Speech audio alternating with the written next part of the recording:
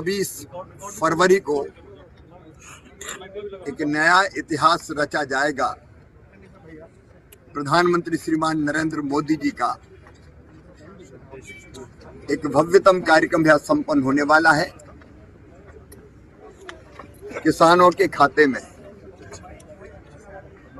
9 करोड़ 80 लाख किसानों के खाते में 22,700 करोड़ रुपए से ज्यादा की धनराशि भागलपुर की इस पवित्र धरा से प्रधानमंत्री जी देश भर के किसानों के खाते में डालेंगे और बिहार को विकास की कई सौगातें देंगे।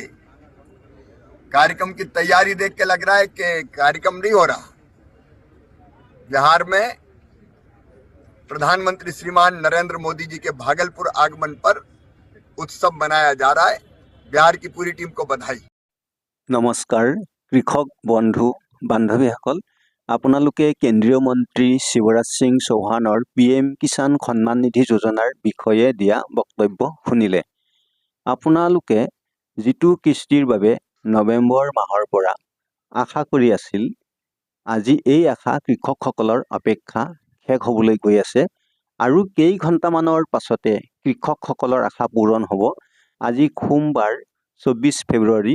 আজি প্ৰধানমন্ত্ৰী নৰেন্দ্ৰ মোদী ডাঙৰীয়াই বিহাৰলৈ ৰাওনা হ'ব দুপৰীয়াৰ আগে আগে। আপোনালোকে জানে আজি বিহাৰৰ এখন বিশাল জনসভাত মোদী ডাঙৰীয়াই ভাষণ ৰাখিব আৰু এই সভাতেই মোদী ডাঙৰীয়াই ৰিমোটৰ বুটাম টিপি PM কিষাণ সন্মান নিধি যোজনাৰ 19 নম্বৰ কিস্তিৰ ধন মুকলি কৰিব। বন্ধু বান্ধৱীসকল, দুপৰীয়া ঠিক 2 বজাৰ পৰা 3:30 বজাৰ ভিতৰত আপোনালোকৰ বেংক একাউণ্টত DBTৰ যোগেদি এই আঁচনিৰ ধন জমা হ'ব আৰু বহুদিনীয়া আশা কৃষকসকলৰ পূৰণ হ'ব। 2 বজাৰ পিছতে আপোনালোকে আপোনালোকৰ বেংক একাউণ্ট চেক কৰি চাব পাৰে।